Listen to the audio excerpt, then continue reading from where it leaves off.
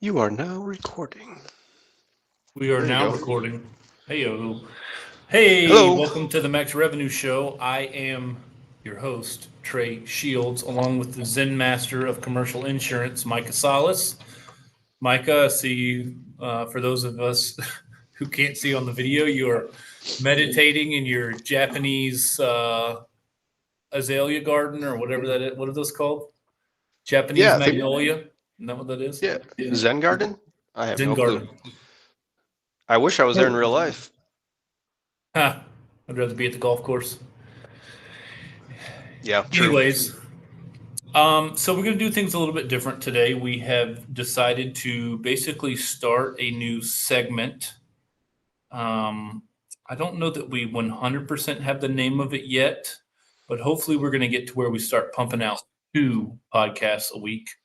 And one of them is just going to be a coaching call with yours truly. So Micah will my here's let me back up. So here's the thing. The reason why we actually first started this whole max revenue thing is because Micah has basically taken me under his wing when I first started, and he and I would have these conversations on the phone, basically where I'm, in the trenches doing something, and then I reach out to him and ask him for advice or what his thoughts are, and then he responds, and then we kind of go back and forth and kick ideas off each other. Um, and those are the conversations that I really wanted to package up and put in a podcast. And I'd say we've done a decent job of that.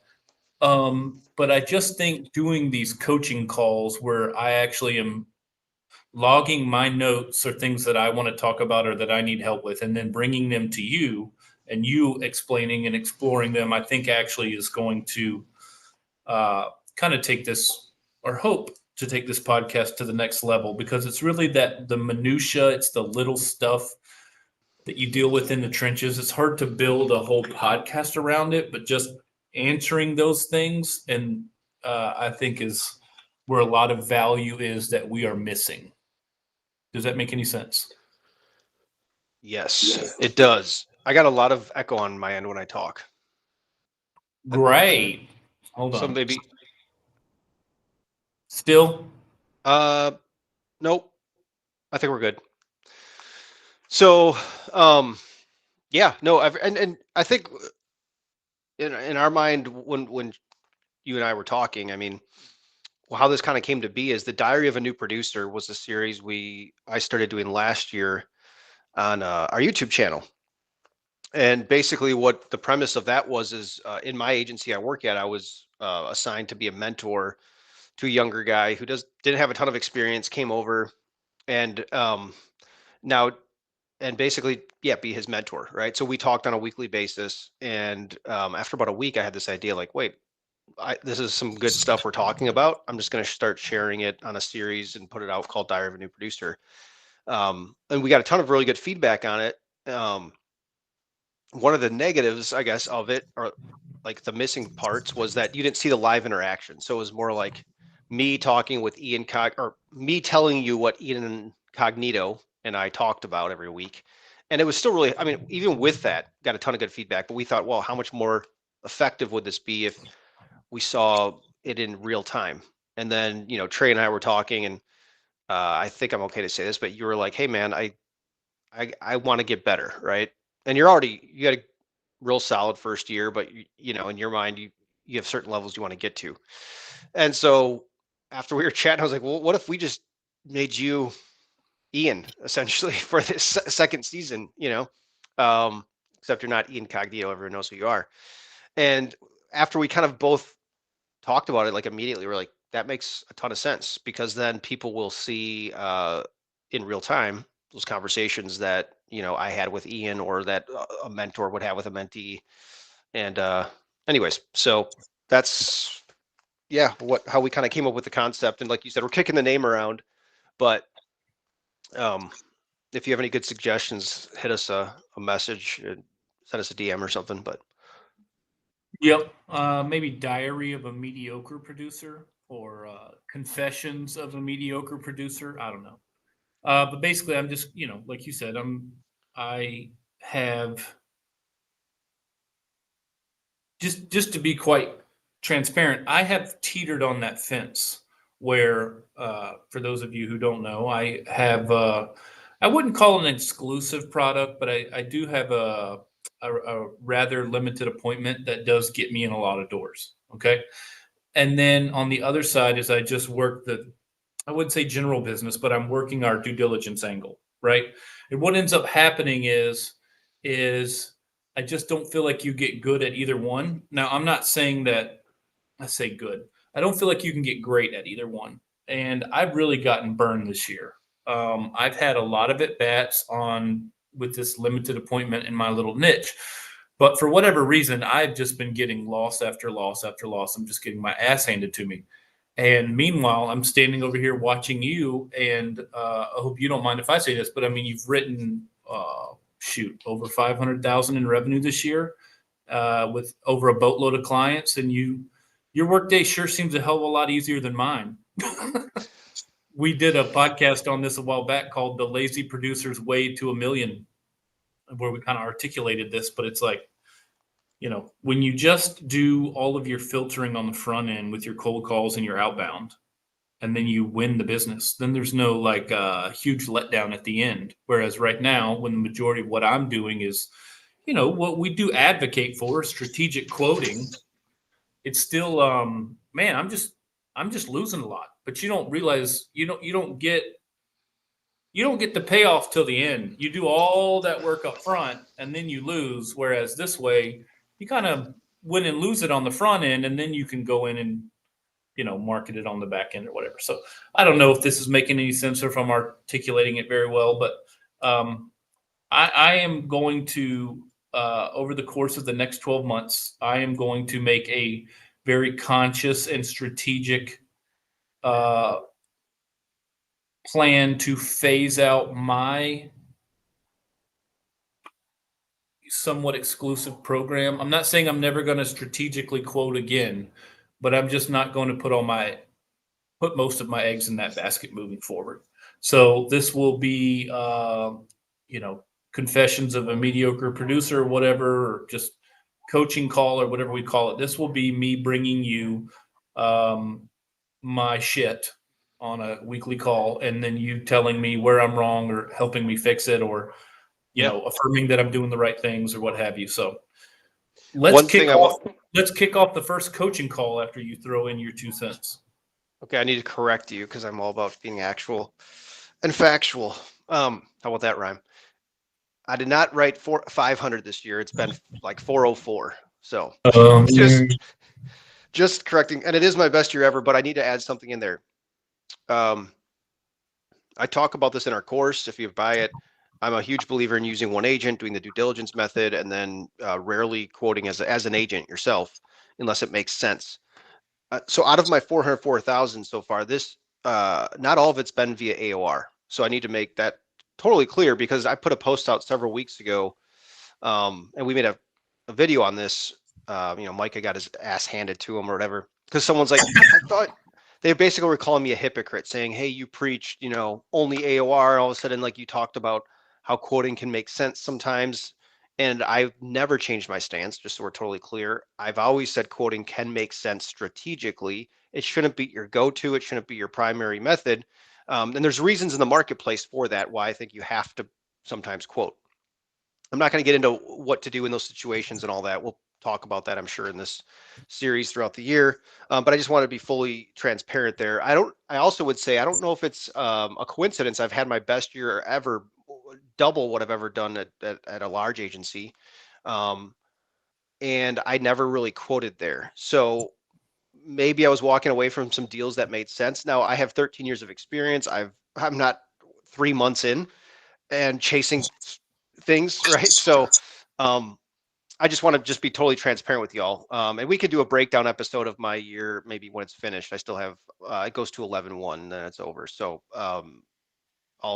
maybe we'll do that, and I can break down how my wins came if you guys are interested, and we could talk about the different ways that they came about, because they're not just all AOR. So anyways. Got it. All right. So this is going to be week 1 for me this upcoming week. So we're going to call this week 0. Over the last couple of weeks, I've kind of been priming myself back into getting the volume of outbound that I need to do for this. Um, when I'm calling on people basically with my strategic little um, market, I am aiming for 25 calls a day. If I'm being honest, some days it's 5, some days it's 15, some days it's 25. I'm not hitting that 25 every day. So I know that volume is an issue. And in case you're wondering, um, everything that we put out on Max Revenue is, I hope we do a good job of coming from the perspective of we're writing or videoing or talking or whatever about what we need to hear ourselves. I hope we never come across as guru or preachy or whatever. I'm really just writing and creating the shit that I need to hear. So I just want to make that clear. I'm by no means an expert or a guru. I don't think you would claim that either. No. So just want to make sure that's clear. But I say week I'm a zero. 30th I'm a 30th percentile guy. I'm a top 25 percentile, somewhere in that range. I'm never a top 10 nationally probably, and that's fine. So full disclosure, can still All live a right. great life though. Okay. Amen. All right. So week zero, just go back to give some background. I've been upping my volume because I know this is coming, and I need to tighten some shit up. So, before I go into my questions, do you want to kind of let's lay out the plan of action? You're going to give me a guide of what you want me to do moving forward, and then I will check in with you next Monday. We'll go over week one and go over KPIs, what have you. Yeah. So I'm going to treat, yeah. Okay. So even though you have now, that's your new agency, let's say a year and a half of experience, I think it still makes sense. And I think you still have time, even though you have some clients, to hit the metrics that I would expect if you were, 0 years, zero clientele. And that is 200 calls a week, 40, then that's basically 40 calls a day. And I don't want you to focus on literally like deals closed or anything like that after 12 months, because that will just be a part of what happens if you do the activity. So 40 calls a day. I want you to, as you're doing that, really work out ahead and be calling prospects. And now, if you don't have the X dates, that's fine, but try to work out ahead as much as possible. So what I mean is, don't chase X dates. If you call someone, they say, "Hey, we renew in 30 days," sure, you can look at our thing. I would probably tell you just to say, "Hey, we don't have time. Let's revisit next year. Is that okay?" It's going to take some patience to do that, but I would recommend you do that because you don't have access to X dates, right? I Like do not. actions. Okay. Yep. So for the I mean, I for you kind of guys, have some, but I won't go into it here. yeah. So um, if you had access to X dates, I would say start right now. We're in September. I would say to start calling really February, and that's where I'd start, and just always working out 4 to 5 months ahead. Um, but because you don't have X dates, you can't control that. That's fine. So just don't chase them when you call someone like, "Hey, we renew in 2 months." That's fine. But start keeping track of everyone's X date you call. So anyone you call and you have a conversation with, if you don't get the decision maker, "Hey, when do you know when you guys renew the month at least?" Most people are willing to share that with you. I found. And then the other thing is make sure you're logging everything in your CRM, which I know you'll do. All the follow up later. So, what I want your frequency to look like is 40 calls a day. And then when you call a prospect, I'd call them 2 to maybe 3 times a week max, 5 to 6 times total. And then what I would do is probably start to put them out like a month and just check back in a month, because you don't have X dates. It's a little different. If you had X dates, I would say, "Hey, call them 6 times in this month, and then just call them again next year and kind of cycle that back in 6, 7 months out."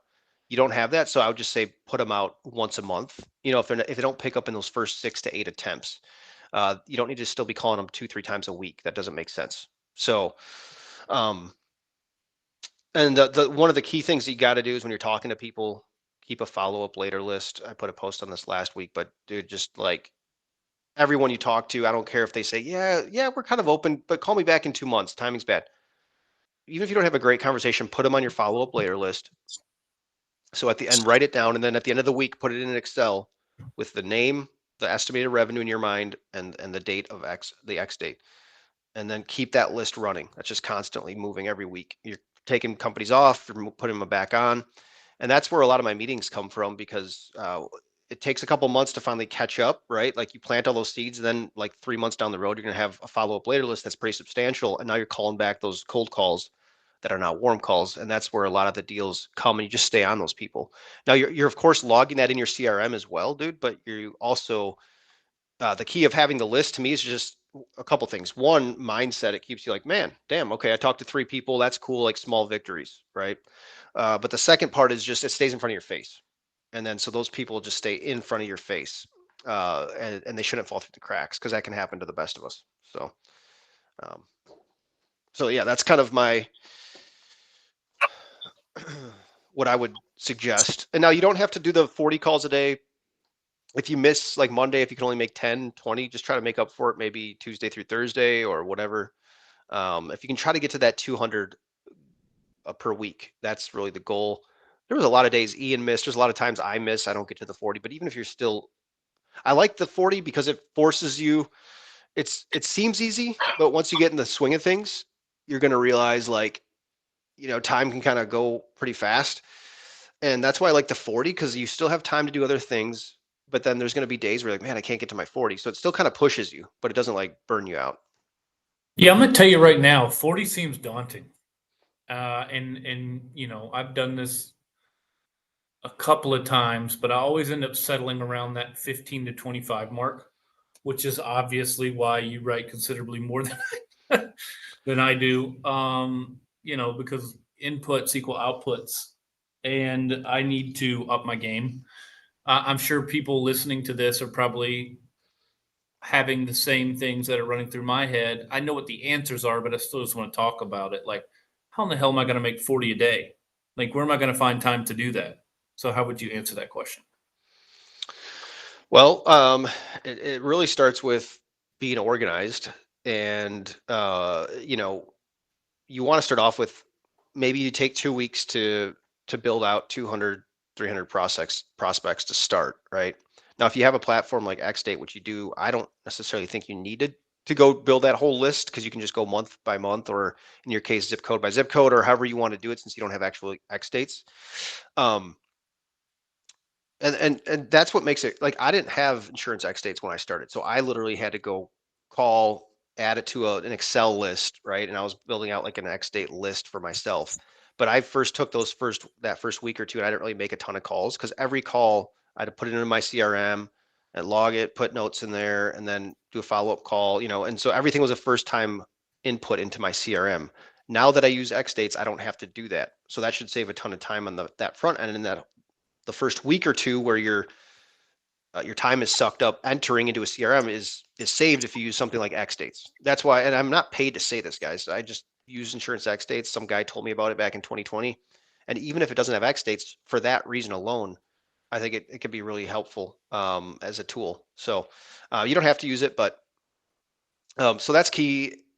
And then, man, it's always setting a follow up call. So it's like you call them Monday, you set your follow up call, maybe Tuesday, maybe Thursday. It can change a little bit, but you're always setting a follow up call. Everybody you call, there's always a follow up call. If it's a month out, it's a quarter out, it's a year out. Guess what starts to happen?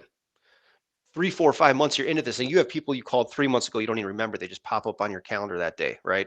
And then you can knock out 20 pretty easily. And then it's that other 20 maybe that you got to actually work for, which I think you're kind of alluding to. Um, and that, yeah, that takes just discipline. I think it takes, just being really focused on calling, but also don't kill yourself with research, analysis, paralysis by analysis.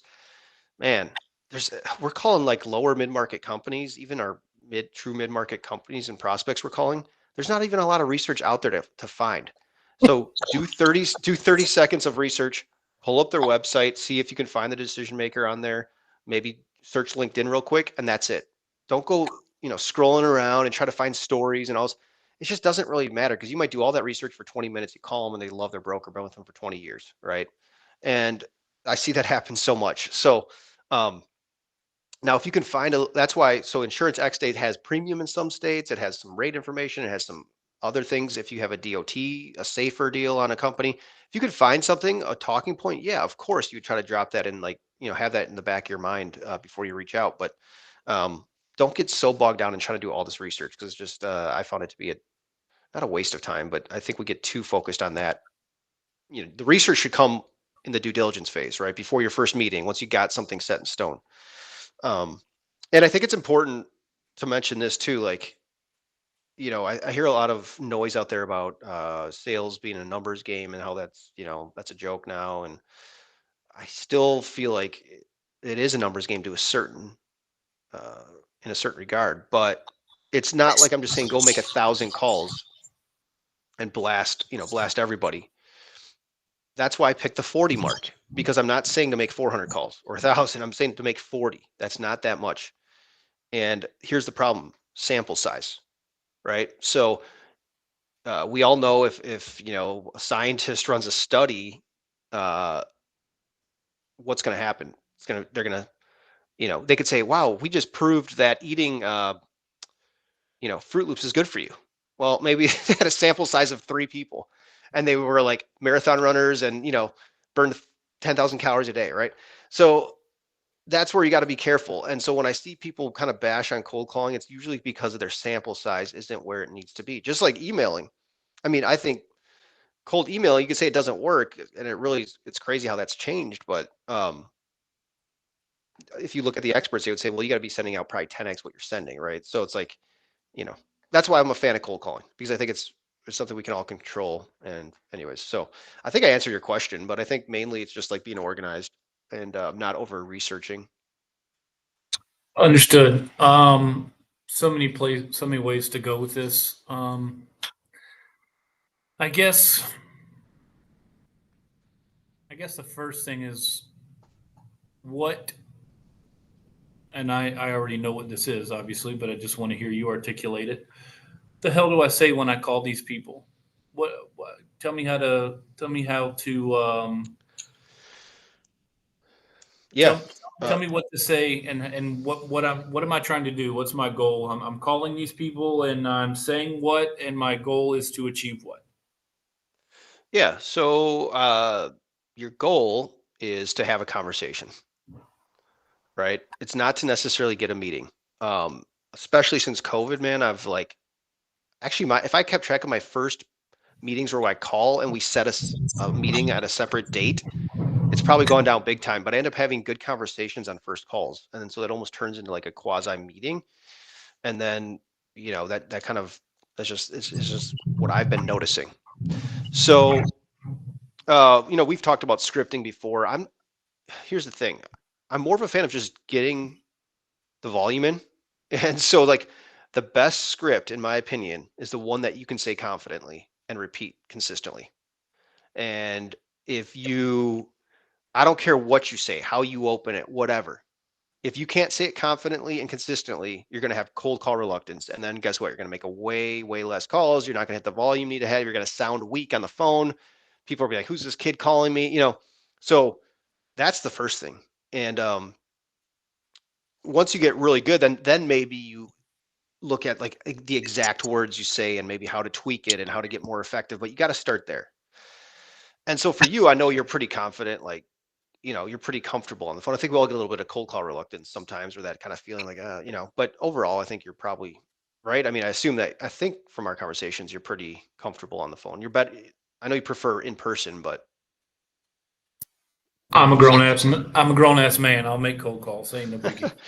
yeah, yeah. So here's the thing: I've set a lot of meetings with this script, and I'd probably get burnt over the coals for saying this by all the sales gurus out there. Raked over the coals, I believe, is what you're looking for. There you go. I suck at analogies and whatever those things are called. Um, So here's what I'd say. Hey Trey, if I'm calling you, Hey, hey man, Micah over here at Christensen Group out of Austin.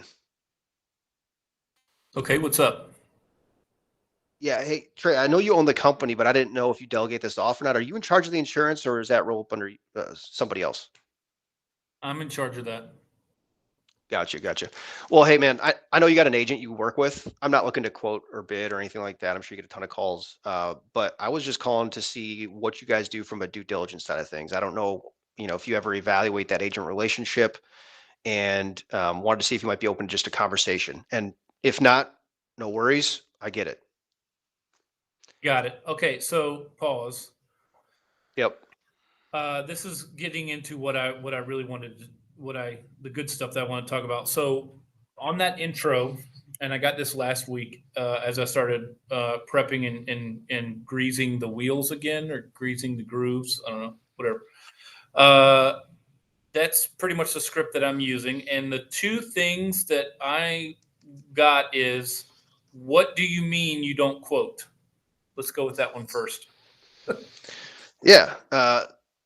Well, so okay. So what do you mean you don't quote? Well, most agents, you probably know this, call you, say, hey, can I quote your insurance? That's fine. I'm not saying I don't quote eventually, but to lead with quoting makes no sense. Are you familiar, Trey, with how the insurance game works at all? And so there you go. You ask the question. Well, and then they respond, and then you got to keep going with the conversation. Um, so that's what you need to know first of all. Because if they say, yeah, I get it, you guys can't go fish out of the same pond. If basically my agent has 5 markets, and if you have the same 5, then I got to sign some letter, right? Well, then that's a whole different conversation to say, no, I have no clue. What do you mean? See what I mean? There's just Mm-hmm. two drastically different kind of routes that the call can go. And a lot of these insureds aren't dumb, so they're Nope. going to know what you're getting at. So, do you ever hear something like, "Oh, well, I'm not signing a BOR"? I mean, like, what do you mean? I mean, you're gonna you want to come in here and basically tear my stuff down and then ask for a BOR? Like, do you get that on That's that initial call? No, I do get that occasionally. And that's one thing I've actually changed. I used to be hardcore, like, hey, yeah, we never quote because blah blah blah, and this is why, and now I've kind of left it more open, and I just say, hey, I'm not asking for an AOR. I'm not even saying I won't quote eventually. That could make sense, but at this point, it's just too early to tell. But what I don't know is, if are you overpaying? I don't know if you have service issues. I don't know if you have risk issues. I don't know if you have coverage issues, right? And you probably don't know that either, if you had to be honest with yourself, right? So it's like, at least that's what I hear from a lot of business owners. They have to kind of trust their agent blindly. Well, yeah. And that's why I was calling you, sir. Like, I just wanted to see if you'd ever be open to initial conversation about what our due diligence process looks like, how we help you answer those questions. And if we can't help you, I'll tell you that. I'm not going to waste your time. I'm too busy, and so are you. If I can help you, then we'll talk about maybe next steps. It could be AOR, just to be totally transparent with you, but I would never manipulate you, never twist your arm. I don't care. I don't charge for this. But it could also be quoting, very strategically. And so we just have to figure that out. I don't know. Or it could be me walking away. So, Got it. yep. No, that's pretty spot on. Can you do me a favor though, for those of us who are watching on video? Can you just, your tattoos are just starting to peek out the bottom a little bit. Can you just lift those up on both sides while we film the rest of this podcast? uh, I don't, you just, I don't know. You I just, can't. I no? gotta, I gotta, I gotta drop my t-shirt down a little bit. I gotta stay somewhat professional here, man. Come on. Okay, fair enough. I All right. got them both when I was 18, by the way. So, I know we talked about that a while back. yep. Regrets of young adulthood. Regrets. Um, okay, so what do you mean? What do you mean by you don't quote? And then the other one is you get a lot of is what do you mean by due diligence? And you've talked about this. Well, we've talked about it ad nauseum in newsletters and everywhere else. But let's just touch on that again. When they say, "What do you mean by due diligence?" How do you respond to that? Sure. Yeah. So, good question. All I'm basically telling you, or what I mean by that, is we're evaluating your program, right, and your operations a little bit from a risk perspective.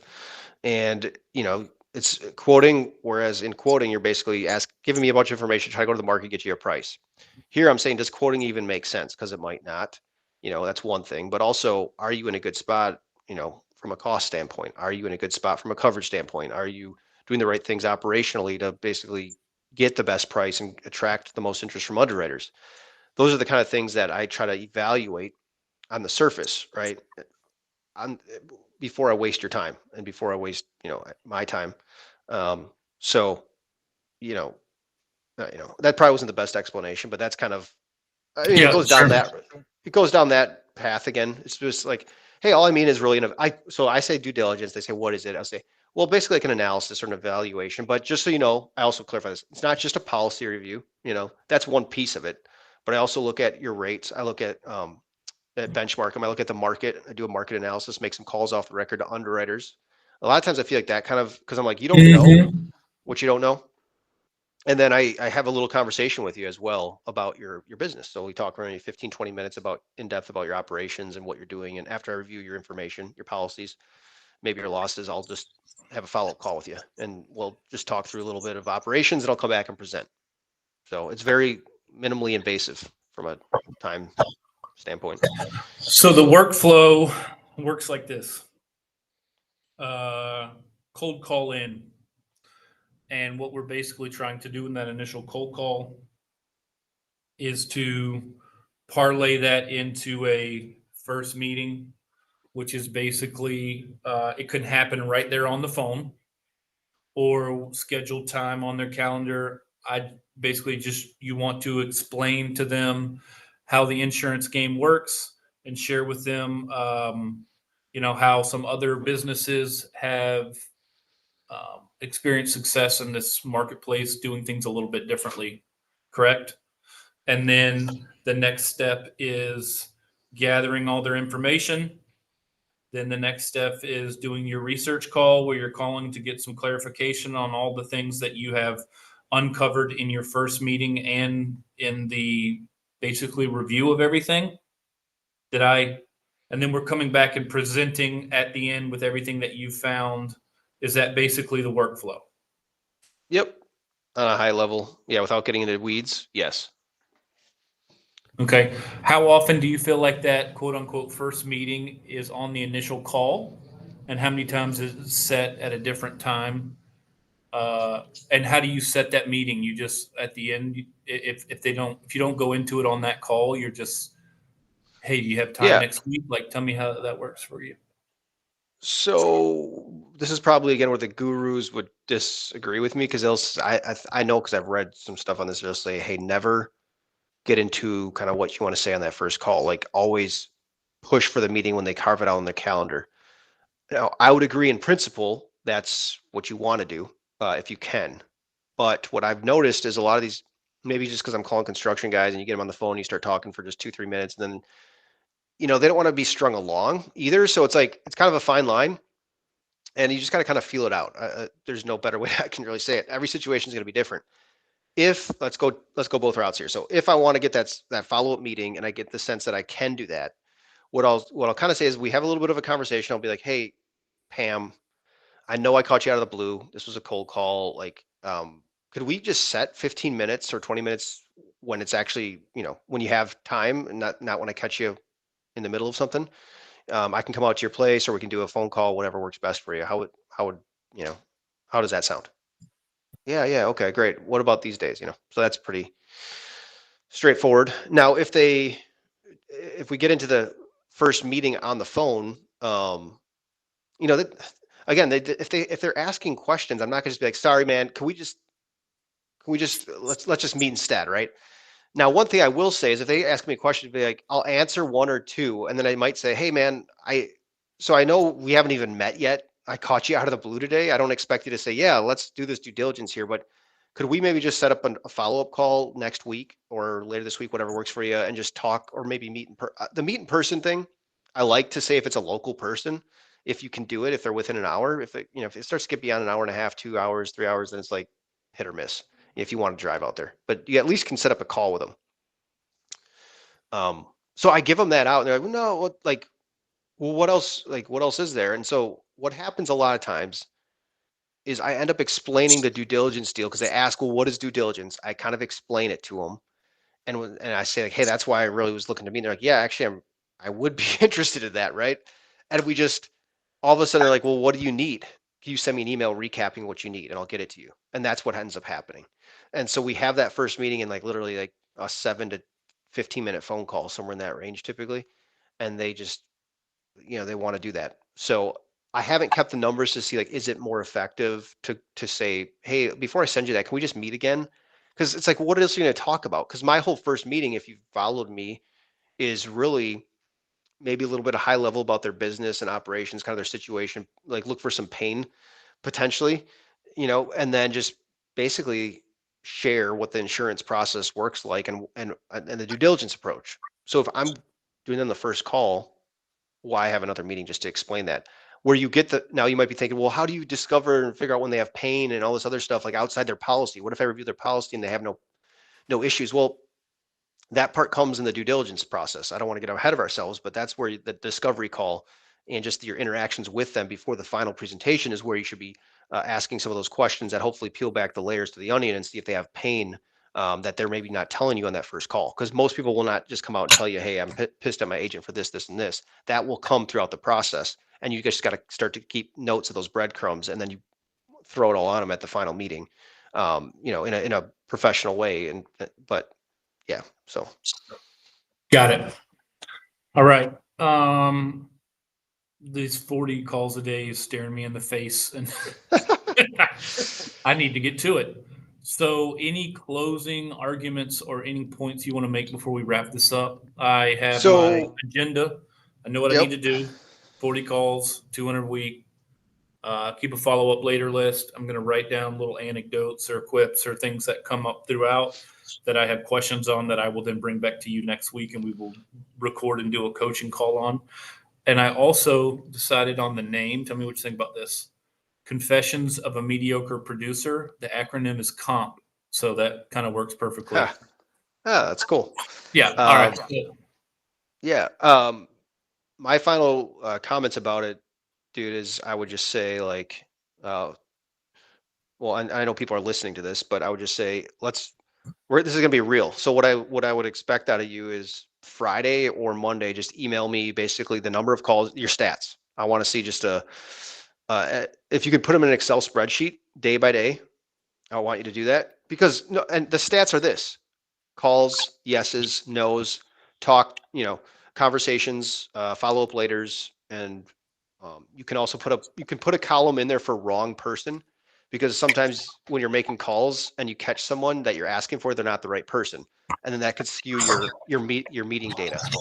So this is what's in the Producer Playbook. This is your daily tracker. Is this sufficient? Yep. That's sufficient.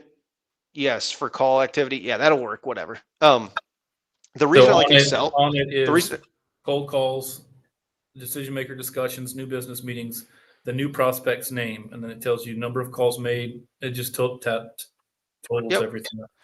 The one reason I like to keep it in Excel is because when you get to the end of a month or 2 months, it's just really easy to add and do the formulas and figure out, okay, what are my numbers, and then we can talk about numbers later on. Like, hey, if you're only setting one, if it's taking you 10 conversations to have one meeting, well, then maybe there's some things we got to look at, right? Maybe it's the scripting, maybe it's the volume. There could be various things. Well, we have that prospecting calculator, activity calculator in the playbook. No, I know, but I want to see everyone's different. Well, everyone's different, right?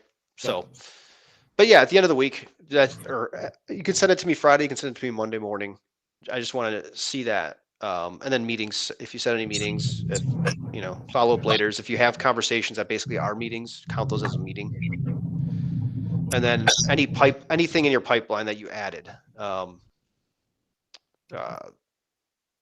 just kind of so I can see where it's at. And then that will make our calls every Monday, which we're recording, will make it, I think, more valuable. Got it. Okay, so just so you know, so I was invited to go play TPC today, and I told them no. Wow. Because I knew that I had this 40 calls hanging over my head, and you gotta buckle down, right? You gotta get shit done when there's a time. There's a season for, I don't know. You know how that goes. I actually don't, because I know there's a time to reap and there's a time to sow and there's a time to troll your neighbor about conspiracy theories and did you read that newsletter? I have to. It's in my red flagged for today. I should probably clarify why I troll my neighbor. He basically, in a nice way, when he moved here from up north, he basically made the kind of a passing comment that Southerners are dumb, which you may or may not agree with. And so instead of trying to prove to him that Southerners aren't dumb, I just figured I would double down on the reverse and just make him think that I'm so dumb that he's like literally afraid for his daughter to come over and play with my daughter. So, as I said in the newsletter, I literally send this guy every time I see anything pop up on LinkedIn, Instagram, YouTube, whatever that's like flat Earth, Bigfoot, Illuminati, all the white file stuff. I Yeah. just send it to him. And then I don't say anything about it. I just, whenever I see him in passing, I'm like, hey, bro, did you get that thing I sent you? And he'll just like nervously kind of shake his head and I'll say, yeah. He thinks I got to read that. He thinks So you're so weird. weird. Dude, he thinks I'm the ultimate idiot. And I just play right into it. That's awesome. Which he's probably right. I am pretty close. But anyways, all right. I got to get going. I got calls to make. I got shit to do. So I'll let you go. So just one last thing, if there's anyone still listening, then, and just for you though, going forward, then this isn't going to be the style of our podcast necessarily. This will be the Diary of a Mediocre Producer format. Confessions. Yeah, confessions of a new producer. We'll still after this week we'll go back to our normal podcast, and we'll have a topic where we answer questions, or more just more traditional. Second podcast that's recording the coaching call. Correct. So, anyways, thanks everyone for listening. Check us out on YouTube. We're trying to get to 1,000 subscribers. We're a little over halfway there. Subscribe to our newsletter if you haven't. All that good stuff. All right. Everything's in the show notes. Adios. Adios.